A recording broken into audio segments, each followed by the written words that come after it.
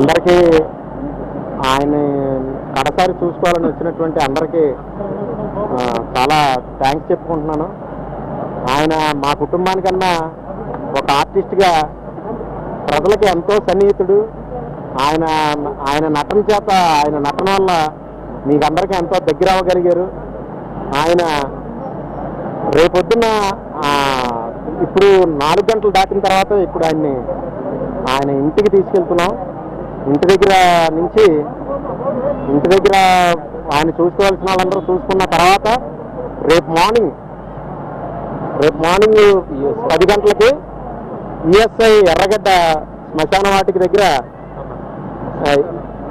ESI శ్మశాన వాటిక అక్కడ రేపు ఆయన కార్యక్రమాలు రేపు అక్కడ జరుగుతాయండి.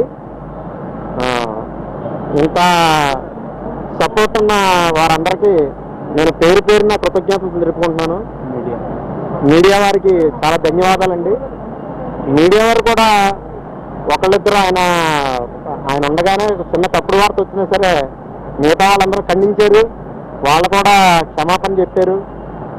ఇలాగా అందరూ ఆయన ఉండాలని కోరుకున్నారు. బట్ భగవంతుడు ముందుగానే ఆయన దగ్గరికి తీసుకుపోయాడు. Anyway I'm very thankful to all, one and all. Thank you.